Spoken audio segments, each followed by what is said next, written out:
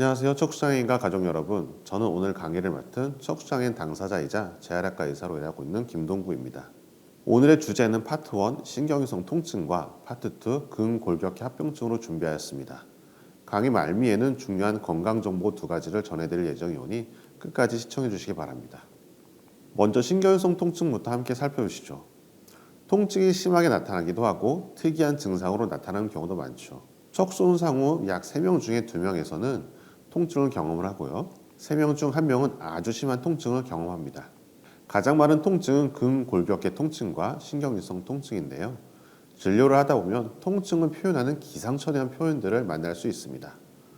오징어를 연탄불에 올려놓은 것처럼 온몸이 오그라들면서 말리듯이 아파요.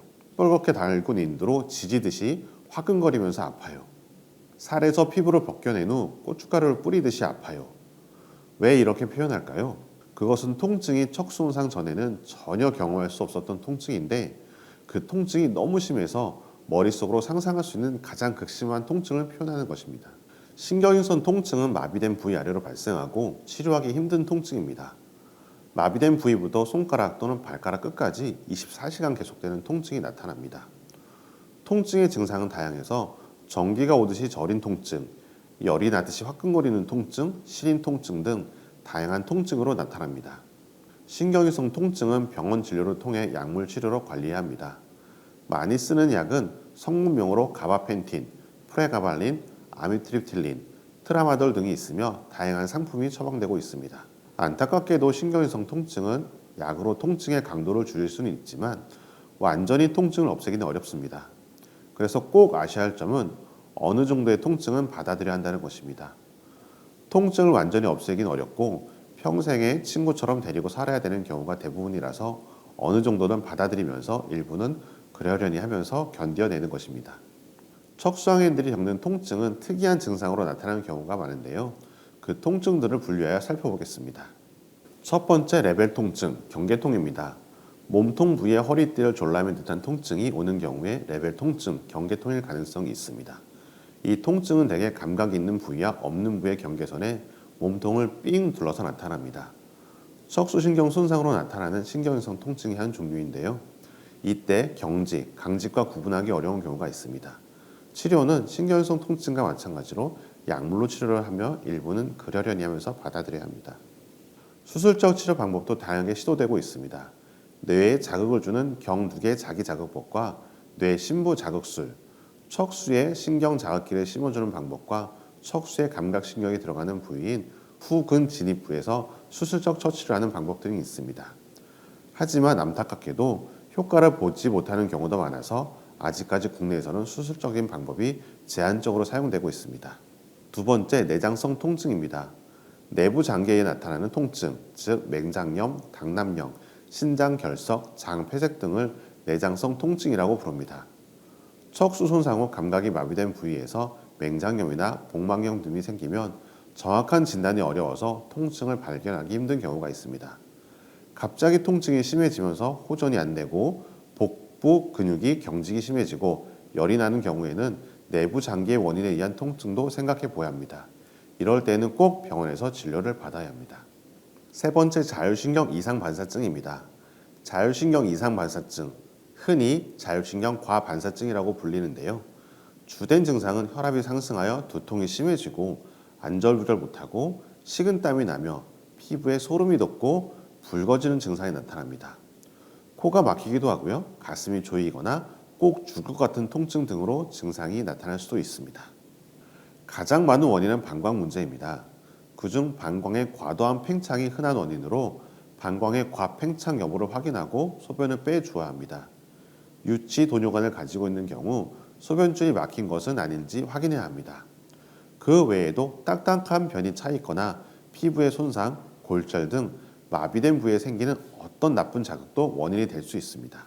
증상이 애매할 때는 혈압을 측정하고 혈압이 높으면 과반사증일 가능성을 고려합니다. 이럴 때에는 혈압을 떨어뜨리기 위해 눕지 말고 앉아야 하며 꽉 조이는 옷은 풀어주고 원인을 찾아 해결해 줘야 합니다. 위와 같은 처치에도 극심한 통증이 지속되고 혈압이 떨어지지 않는다면 혈압을 내려주는 비상약을 처방받아 사용해야 할 수 있으며 증상이 호전되지 않는다면 즉시 응급실로 가야 합니다. 다음으로 근골격계 합병증에 대해 알아보겠습니다. 척수장애인에게 근골격계 통증은 척수 손상 발생 이후 5년에 50에서 60% 정도가 발생할 정도로 흔한 것으로 알려져 있습니다. 이동 동작 및 휠체어 추진 이외에도 기본적인 일상생활 동작 수행에서도 상지에 상당히 의존하게 되기 때문입니다. 가장 흔히 통증이 발생하는 부위는 어깨관절이며 어깨 충돌 증후군, 회전근개 파열 등이 발생합니다. 팔꿈치 관절과 손목 관절에서도 통증이 발생하는데 테니스 엘보로 알려진 팔꿈치의 외상과염, 손목 터널 증후군 등이 발생할 수 있습니다. 어깨 충돌 증후군은 어깨 관절의 지붕을 이루는 견봉이라는 뼈와 어깨를 움직이는 근육들인 회전근개, 특히 극상근이라는 근육이 서로 충돌하면서 나타나는 통증 등의 증상을 말합니다. 팔을 어깨 높이 이상으로 올릴 때 통증이 발생하면 우선 통증을 유발하는 자세를 피함으로써 증상이 완화되는지 기다려보고 3주 이상 지나도 호전이 없으면 전문의의 진찰을 받아보는 것을 고려해야 합니다. 엑스레이 검사에는 충돌 증후군의 여러 원인 중 주위 뼈의 모양, 인대 석회 침착 유무, 회전근개 손상 시 다른 주위 관절의 변화 등을 확인할 수 있고 MRI와 초음파 검사는 회전근개 손상이 의심될 경우에 시행해 볼 수 있습니다. 이는 한 질환을 의미한다기보다는 저맥낭염, 회전근개 건염, 회전근개 파열 등의 질환에 의해 팔을 머리 위로 들어 올릴 때 구조물들이 충돌되면서 나타나는 임상 증상들을 모두 포함하는 용어입니다. 대부분은 단순한 어깨 충돌 증후군이며 이러한 경우 약물 치료와 재활 치료로 충분히 치료가 가능하며 회전근개 손상이 동반되었더라도 손상의 정도가 심하지 않은 경우는 재활 치료와 근력 강화 운동을 시행합니다. 회전근개의 손상이 심하거나 보존적 치료의 효과가 없을 때에는 수술적 치료가 필요할 수 있습니다.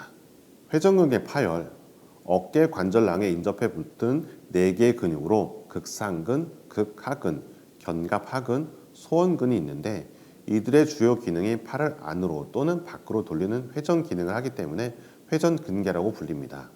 뼈에 붙어있는 회전근개의 힘줄에 퇴행성 변화가 일어나 파열이 생기는 질환을 회전근개 파열이라고 하며 부분 파열에서 완전 파열, 소파열에서 대파열로 진행될 수 있습니다.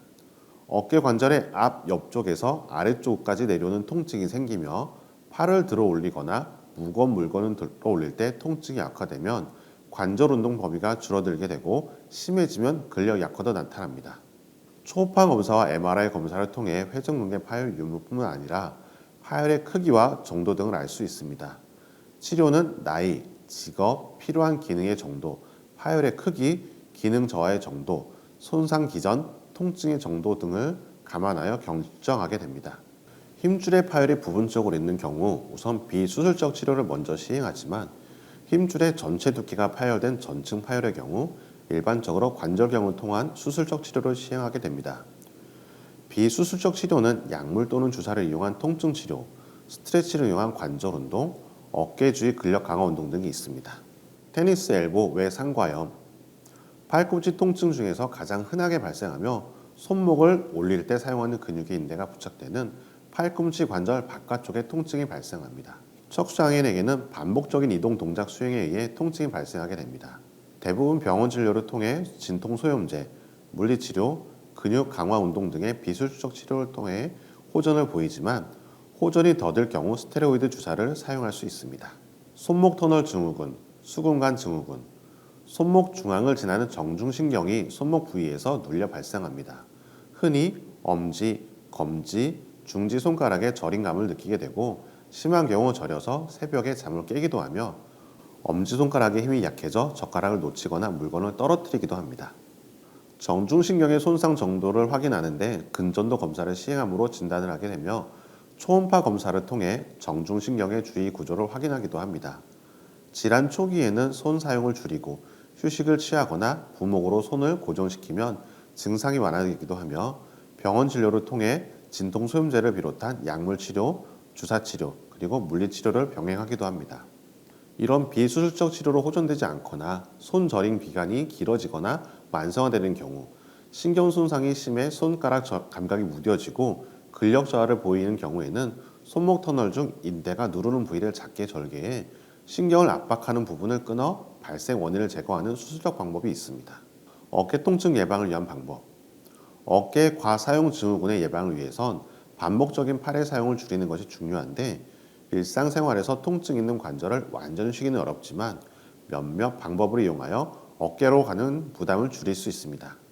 이동 시 이동판을 이용하고 욕창 방지를 위해 팔을 이용하여 엉덩이를 드는 동작보다는 몸을 옆으로 기울여서 엉덩이를 들거나 앞으로 숙여 엉덩이를 드는 방법으로 어깨 관절의 스트레스를 줄일 수 있습니다. 또한 휠체어 생활로 인해 어깨 앞, 뒤 근육의 균형이 깨지기 때문에 어깨 앞쪽 근육의 스트레칭과 어깨 뒤쪽 근육의 강화 운동이 필요합니다.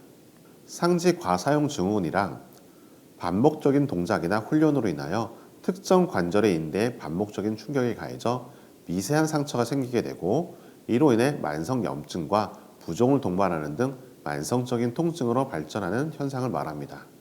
언제 발생하나요? 몸의 일부를 반복적으로 사용하거나 힘을 많이 써야 하거나 잘못된 자세로 사용하게 되거나 장시간 같은 자세를 유지하는 동작을 반복할 때 나타날 수 있습니다. 예를 들어 집안일을 반복하는 주부들은 손빨래나 설거지 동작에서 손가락이나 손목의 인대에 무리가 되어 붓거나 뻣뻣할 수 있고 손목에 신경이 눌려 저린 증상을 호소할 수 있습니다. 하루 종일 컴퓨터 앞에서 앉아있는 사무직 종사자들은 장기간의 키보드나 마우스를 사용하는 것만으로도 손가락, 손목, 팔꿈치 관절까지 통증을 느낄 수 있습니다. 휠체어 사용자의 경우에는 반복적인 휠체어 밀린 동작과 이동 동작이 원인이 되어 발생합니다. 주요 증상은 초기에는 피곤하다, 뻐근하다 정도의 가벼운 통증을 호소합니다. 그 밖에 조금 아프다, 화끈거린다, 근육이 당긴다, 저리다, 뻣뻣하다, 힘이 없다, 붓는다 등의 다양한 증상을 호소하기도 합니다. 초기 증상이 발생했을 때 적절한 예방과 치료가 이루어지지 않고 일상을 반복하는 것이 과사용 증후군이 만성으로 진행하게 되는 주된 원인이 됩니다. 팔 사용을 줄이는 것이 필요합니다. 휠체어 추진이나 이동 동작의 횟수를 줄이는 것이 필요합니다. 일상생활 또는 직장에서 팔의 사용을 줄이는 것이 도움이 되고 작업 시 팔을 어깨보다 위로 올려서 작업하는 것은 어깨 관절과 회전근의 손상의 가능성을 높이므로 피하는 것이 좋습니다. 과체중이 되지 않도록 체중 조절에 유의해야 합니다. 이동 동작 시 고려사항입니다. 가능하면 이동 시 같은 높이에서 이동하는 것이 좋습니다. 이동 동작 시 어깨 관절이 내회전되는 자세, 엄지손가락이 몸 안쪽으로 향하는 자세는 피하는 것이 좋고 손바닥 전체로 바닥을 짚어 손목이 뒤로 젖혀지는 자세는 피하고 주먹을 쥔 상태에서 손목이 일자가 된 상태로 이동하는 것이 좋습니다. 이동 동작 시 이동판, 전동 시트 엘리베이터, 이동식 리프트 등과 같은 보조 도구를 사용하여 팔을 덜 쓰거나 쉴 수 있게 해주는 것이 도움이 됩니다. 셋째, 휠체어 사용 시 고려사항입니다. 휠체어 추진 시 길고 부드러운 반원형의 스트로크 방법을 이용하는 것이 짧은 형의 스트로크 방법에 비해 휠체어 추진의 횟수를 줄일 수 있습니다. 팔을 많이 벌릴수록 어깨 관절의 손상 가능성이 높아지므로 이러한 동작은 피해야 합니다. 휠체어는 가능한 가볍고 내구성이 좋은 소재를 이용하여 개인 맞춤형으로 제작하도록 하는 것이 좋습니다. 가벼운 개인 맞춤형 휠체어가 일반 휠체어에 비해 비싸지만 약 10배 정도 더 오래 사용할 수 있고 팔의 통증도 예방하는 데 도움이 되는 것으로 알려져 있습니다. 수동 휠체어 사용 시에 팔의 통증이 발생할 경우 전동 휠체어로 교체하거나 교대로 사용하는 것을 또는 수동 휠체어에 전동화 키트를 더하여 사용하는 것이 좋습니다. 넷째, 휴식과 스트레칭입니다. 가장 중요한 것은 휴식 시간을 갖는 것입니다. 1, 2분의 휴식 시간에 스트레칭이나 마사지만으로 얻을 수 있는 효과는 큽니다. 항상 바른 자세를 유지하고 스트레칭을 통해 관절과 근육을 풀어주며 장시간 작업을 해야 할 경우 보호대를 착용하는 것이 근육의 피로를 줄여주는 데 도움이 될 수 있습니다. 증상이 계속되고 앞의 예방법으로 잘 낫지 않는다면 병원을 방문하여 전문의 진료를 받는 것이 좋습니다. 증상의 강도나 질환의 부위에 따라 진통소염제, 주사 그리고 물리치료 등의 보존적 치료를 시행할 수 있고 경우에 따라서 수술적인 치료가 필요할 수 있습니다. 이소성 골화증이란 뼈가 아닌 조직에 비정상적으로 뼈가 생기는 병적인 상태로 근육과 관절낭 사이에 잘 발생하며 관절 운동을 제한할 수 있습니다. 척수손상 후 이소성 골화증. 척수손상 후에는 마비된 팔다리의 관절 주위에서 골화증이 잘 발생하는데 고관절 주위에 가장 흔하며 무릎 관절 주위, 팔꿈치 관절 주위 순으로 발생하는 것으로 알려져 있습니다. 증상과 진단. 초기에는 관절 주위의 통증, 발적, 부종, 열감 등의 증상이 나타나며 심해지면 관절 운동이 제한됩니다. 비슷한 증상을 보이는 감염, 심부정맥 혈전증, 봉화지겸, 골수염 등과 간병이 필요합니다.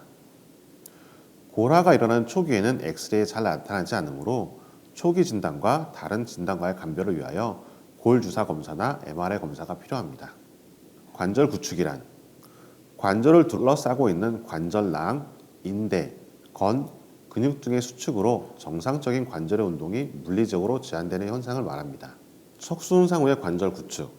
척수 장애인은 제한된 능동적 관절 운동과 경직된 근육으로 인해 관절 구축이 발생할 수 있습니다.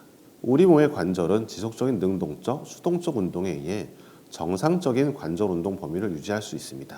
하지만 마비 등으로 인해 오랜 기간 관절 운동이 이루어지지 않으면 골격근의 수축 및 관절낭, 인대 등의 수축, 단축이 발생하여 관절이 뻣뻣해지고 운동 범위가 감소하게 됩니다. 관절 구축의 위험성. 이렇게 한번 발생한 관절 구축은 관절 운동과 같은 재활 치료에도 쉽게 해결되지 않을 수 있고 척수 손상 후 일주일 뒤에 비교적 조기에 관절 구축이 발생할 수 있으므로 무엇보다 예방이 중요합니다. 또한 관절 구축이 적절한 치료 없이 계속 방치될 경우 영구적인 관절 구축이 발생할 수 있습니다. 관절 구축이 생기면 보행 및 일상생활 동작에 지장을 주고 재활 치료에 지장을 줄 뿐만 아니라 구축에 의해 부적절한 자세로 인한 압박성 궤양 등의 합병증이 발생할 수 있습니다. 관절 구축을 예방하기 위해서는 지속적이고 규칙적인 관절 운동이 중요합니다. 각 관절마다 모든 범위의 수동적 관절 운동이 필요합니다. 어깨와 팔꿈치 관절, 고관절과 무릎 관절과 같은 큰 관절뿐만 아니라 손과 발, 발목 관절 같은 작은 관절의 구축을 막는 것도 매우 중요하며 특히 심한 경직이 있는 경우에는 하루에도 수차례 규칙적으로 전 범위에서 관절 운동이 필요합니다. 관절 구축이 한번 발생되면 정상적인 관절 운동 범위를 회복하기란 매우 어렵습니다. 관절의 운동 범위 회복 스트레칭과 기능성 전기 자극 치료와 같은 재활 운동 치료 등을 통해 일부 관절 가동 범위의 회복을 기대할 수 있습니다. 심한 구축의 경우 수술적 치료를 해볼 수 있지만 수술적 치료 후 관절 구축이 재발되는 경우가 있어 관절 구축의 제일 좋은 치료는 예방이라고 할 수 있습니다. 골다공증이란 뼈를 구성하는 미네랄과 뼈의 기질이 감소하는 상태이며 결국 골절이 쉽게 일어날 수 있는 상태입니다.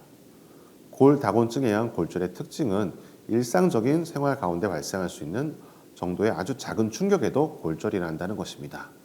골감소증은 골다공증이 되기 전 상태를 의미하며 뼈가 계속 얇아지고 가벼워지면서 구멍이 뚫리기 전까지를 말합니다. 척수 손상으로 인해 걷거나 서는 것이 어려운 경우 현저하게 다리의 골밀도가 저하되고 이로 인해 골다공증 발생 확률이 높아지며 따라서 골절의 확률 또한 증가하게 됩니다. 척수 손상 후 골 조직의 소실은 처음에는 골반과 대퇴골에서 주로 발생하지만 결국에는 전신에서 일어나게 됩니다. 척수장애인에게 골다공증은 척추뼈보다 대퇴골에서 더 심하게 나타나는데 이는 척추에는 휠체어에 앉는 자 있는 동안 지속적으로 체중 부하에 자극이 가해지기 때문이라고 생각됩니다. 골다공증의 진단. 골밀도를 측정하여 젊은 성인에 비하여 골밀도가 얼마나 감소되어 있는지를 따라 골다공증을 진단하게 됩니다. 즉 골밀도가 성인의 평균치에서 약 10% 이내로 감소된 경우는 정상적으로 간주하고요. 25% 이상 감소된 경우를 골다공증으로 진단합니다. 예방을 위해서는 칼슘 및 비타민 D 섭취, 규칙적인 기립 운동 등이 필요하며 금주 및 금연은 반드시 시행해야 합니다. 골다공증이 발생한 경우에는 생활 습관을 교정하고 골다공증 치료 약물을 복용하기 시작해야 합니다. 척수 손상 후의 골절. 골절은 만성기 척수장애인에게서 약 4%로 보고되지만 실제 진단이 안 된 경우를 고려하면 발생 민도는 더 높을 것으로 추측됩니다. 주로 이동 동작 중 낙상으로 발생하지만 수동적 관절 운동과 같은 작은 충격에도 발생할 수 있습니다. 다리뼈 골절이 흔하며 만성기 척수장애인에게 골절은 대개 보존적인 방법으로 치료하게 됩니다. 보존적 치료를 시행할 때에는 가능한 부목을 적용하며 만일 석고 고정을 해야 하는 경우에는 피부 보호와 국소적 압박 관리에 유의해야 합니다. 하지만 골절된 뼈의 회전 변형이 발생할 가능성이 있거나 심한 근육 경직, 혈관 손상이 동반된 경우에는 수술적 치료를 시행하기도 합니다. 척수장애인 골다공증 관리 요령. 척수 손상 후에는 골다공증이 쉽게 발생하게 되어 다리뼈의 골절 위험이 높아집니다. 따라서 다음 사항을 신경 써서 관리해야 합니다. 칼슘 섭취를 늘린다. 칼슘은 우유에 많이 들어있으므로 하루에 200ml 우유팩 2개 정도를 마시면 하루 필요한 칼슘의 양을 보충할 수 있습니다. 우유를 마시기 힘든 경우에는 칼슘 보충제를 고려해 볼 수 있지만 칼슘 보충제 섭취가 제한되는 질환이 있는지 전문의와 상담할 필요가 있습니다. 선운 운동을 합니다. 척수 손상 환자의 골밀도 검사 결과를 보면 요추보다 대퇴골 골밀도가 많이 감소합니다. 대퇴골의 골밀도를 높이기 위해서는 선운 운동이 가장 중요합니다. 흡연을 하지 말고 음주와 카페인 섭취를 줄이는 것이 필요합니다. 다리뼈에 무리가 가는 과도한 관절 운동을 주의해야 합니다. 또한 휠체어에서 떨어지면 골절이 될 수 있으므로 항상 낙상을 조심해야 합니다. 골밀도 수치가 골다공증 기준보다 떨어지면 골다공증 치료제를 사용해야 합니다. 봉화지겸이란 연조직염은 피부와 피부 아래 조직으로 균에 의한 급성 간염이 생기는 것을 말합니다. 상지보다는 보통 하지 쪽으로 발생하는 경우가 많습니다. 발생 부위가 붓거나 색이 빨갛게 변하고 따뜻해지는 증상이 특징입니다. 37.5도 이상의 열이 나거나 몸살에 걸린 것처럼 무기력함과 두통, 근육통, 식욕부진 등이 호소할 수 있습니다. 보통 연조직염이 많이 생기는 위험 요인으로는 당뇨, 말초혈관의 변병 등이 동반된 경우, 비만, 무좀 등이 있습니다. 증상이 경미한 경우에는 먹는 항생제로 치료합니다. 심한 연조직염은 정맥으로 항생제를 투여하며 체온이 떨어지고 피부 발적 등의 증상이 명확하게 줄어들면 먹는 항생제로 바꿀 수 있지만 총 열흘에서 14일 정도 투약해야 합니다. 특히 척수장애인은 감각 저하로 인해 연조직염이 폐혈증으로 악화되는 것을 자각하기 어려울 때가 있습니다. 따라서 간병하시는 분들의 주의 깊은 관찰이 필요합니다. 외상이 있는 경우나 벌레에 물린 상처, 무좀, 아토피성 피부염, 건선 등 염증성 피부질환이 있거나 단순포진, 수두, 대상포진 등의 바이러스성 감염증, 내향성 발토의 발생 등으로 인해서 피부가 손상된 경우 조기에 적절한 치료를 시행해야 합니다. 또한 화상이나 욕창이 발생하지 않도록 하는 것이 연조직염 예방에 도움이 되며 당뇨가 있는 척수장애인은 혈당 조절을 위해 내과적 치료 및 창상 치료가 중요합니다. 오늘 신경성 통증과 근골격계합병증에 대해 자세히 살펴봤는데요. 마지막으로 우리 시청자 여러분들께 두 가지 중요한 건강 정보들을 알려드리고 마무리하도록 하겠습니다. 자, 다리 꼬고 앉는 것의 위험성. 젊은 척수장애인들 중에서 휠체어에서 다리를 꼬고 앉거나 양반다리를 하고 앉는 것을 좋아하는 분들이 있습니다. 대화를 나눠보면 그렇게 앉아야 자세 유지가 잘 된다고 하시고 다리를 꼬고 앉아 있으면 마치 내 다리가 마비가 없는 다리처럼 보여서 멋있어 보인다고 합니다. 하지만 다리를 꼬고 앉아 있으면 한쪽 고관절에만 무리가 가서 골반이 뒤틀어지고 다리가 돌아간 상태로 변형이 생길 수 있습니다. 무릎과 발목 관절도 변형이 된 상태로 굳을 수 있습니다. 비장애인도 다리를 꼬고 앉게 되면 골반과 허리 자세에 문제가 생겨서 피하라고 교육합니다. 처음에는 멋으로 한두 번 해본다는 것이 습관이 되는 것이 문제입니다. 나중에는 다리를 꼬고 앉거나 양반다리를 하지 않으면 앉은 자세를 유지하기 어려워 계속 나쁜 자세로 휠체어에 앉게 됩니다. 나쁜 습관은 처음부터 생기지 않도록 하는 것이 좋습니다. 선운 운동의 중요성. 척수 손상 후 가장 신경 써야 할 운동이 선운 운동입니다. 입원했을 때 마찬가지로 퇴원 후에도 마찬가지로 꾸준히 선운 운동을 하셔야 합니다. 선운 운동의 중요성은 다음과 같습니다. 발목과 다리 관절이 변형되어 굳는 것을 막아줍니다. 하루 한 번 이상 선운 운동을 할 수 있다면 척수장애인들은 굳이 발목 보조개를 맞추지 않아도 되는 경우가 대부분입니다. 무릎과 고관절 구축도 선운 운동을 통해 예방할 수 있습니다. 둘째, 기립성 저혈압이 좋아집니다. 경사 침대를 이용하여 자꾸 선운 운동을 하면 휠체어나 침대에 앉아 있을 때 어지럽거나 쓰러질 것 같은 기립성 저혈압 증상을 줄여줍니다. 셋째, 장 운동을 활발히 해서 배변 작용을 돕습니다. 앉아있거나 누워만 있는 경우 변비를 해결하기 어렵습니다. 넷째, 골다공증 예방에 도움이 됩니다. 척수장애인들은 특히 대퇴골의 골밀도가 급속히 저하되는데 선운 운동을 하지 않으면 대퇴골의 골밀도 감소를 해결할 방법이 없습니다. 기립기를 TV 앞에 놓거나 노트북을 올려놓고 반드시 선운 운동을 하도록 습관을 만들면 좋습니다. 우리 모두 제일 중요한 선운 운동을 반드시 하시기 바랍니다. 자, 이렇게 오늘 신경위선 통증과 근골격계합병증에 대해서 알아보았는데요. 이 영상은 한국척수장애인협회에서 척수장애인들의 재활 및 건강 증진을 위해 제작하였습니다. 협회는 2004년에 설립되어 현재까지 척수장애인의 일상의 삶을 발전시킬 수 있도록 다양한 활동들을 해오고 있습니다. 더 많은 정보는 척수장애 아는 만큼 행복한 삶이라는 책에서 확인하실 수 있고, 이 책은 한국척수장애인협회, 대한척수학회, 대한재활의학회가 공동 저자로 참여하여 척수장애인과 가족들을 위한 척수장애 길라잡이가 되고 있습니다. 한국척수장애인협회 중앙회 홈페이지 접속하시면 모바일이나 PC로 다운로드 없이 쉽게 읽어보실 수 있습니다. 오늘 이 영상 외에도 척수장애란, 배뇨의 배변관리, 척수운성 합병증, 평생건강관리 등 교육 영상이 있으니 함께 시청하시면 좋을 것 같습니다.